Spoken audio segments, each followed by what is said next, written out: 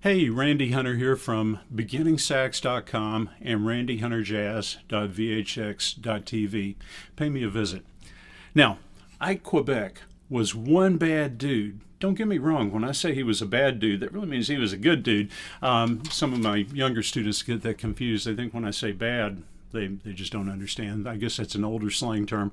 But anyway, Ike was really a great player. He was a swinging player out of the 40s and 50s, and he had this great big gusto to his tone quality that was very much influenced by Ben Webster and Coleman Hawkins. I think those were a couple of his primary influences. Now, Ike was known for playing with Cab Calloway. And I always do a little research before I put these videos together. You know, Ike is a guy that I don't think about Ike a lot, but I've always enjoyed Ike Quebec's playing. So he's always been one of my favorite swing players from back in the day. I just don't always remember to listen to him. I get to listening to some of these other guys that we talk about sometimes, and I just forget about Ike. I don't know why. I'll have to put him at the top of my listening list for a while. But anyway, a neat little trivia fact I learned about Ike that I didn't know is he was a piano player on some of his albums. You might hear him playing piano behind Grant Green's guitar solos from time to time. You know, most of the great players play piano, but I don't know that most of them play piano on their own albums. So anyway, Ike would do that. So the tune that this lick comes from is a tune called Later for the Rock, and it's off of the complete Blue Note 45 sessions, or at least that's one place you can find it. I imagine it's been re-released a number of times, and I just found it on YouTube. But anyway, he starts the tenor solo midway into the tune, because, you know, we've got some other solos that go on first. But then the tenor solo starts out with this lick at 2 minutes and 38 seconds.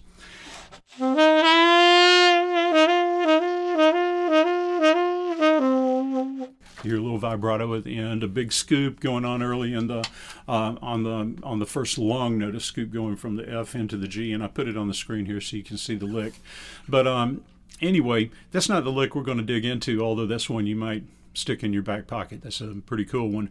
Now, the lick we're going for is the one that starts the second chorus, and this occurs at 3 minutes into the tune. Now, the lick starts out with this little triplet that runs up the pentatonic scale, aiming for the 6. Actually, the final target of the lick is the 5 of the chord, but we've got...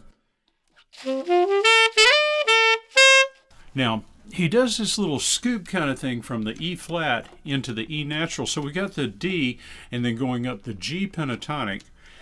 Then we've got this little scoop from, you know, it's kind of like a combination of the E flat and the E almost hit simultaneously, but the E flat is just a little bit in front of the E.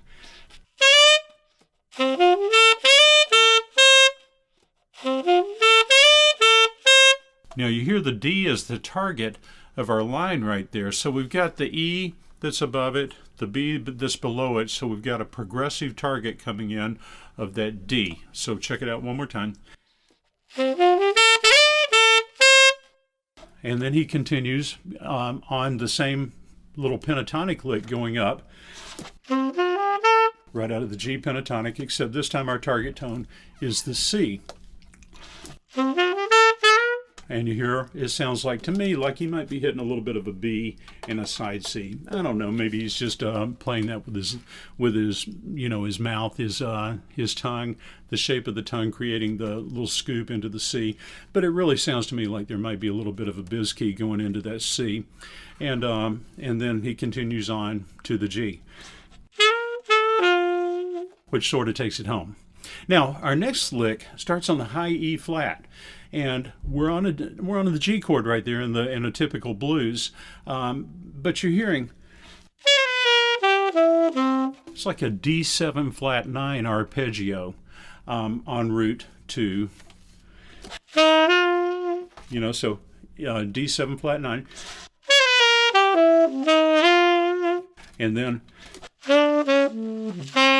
and I don't really hear much of that B and that G. I mean, I don't know that I even hear it at all, but I felt like it was insinuated.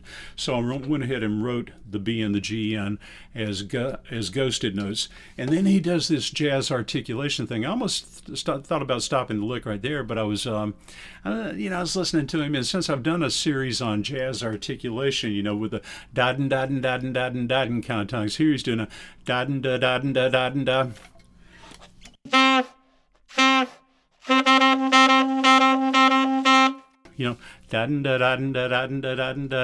It's a pretty cool little thing that incorporates some sounds that I've put together in a video lesson called Advanced Jazz Articulation, if you're interested in that.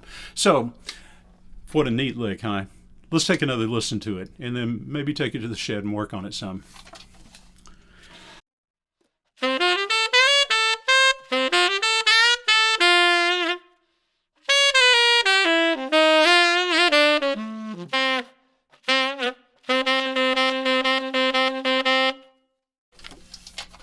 Okay, now remember, visit me at beginningsax.com and randyhunterjazz.vhx.tv.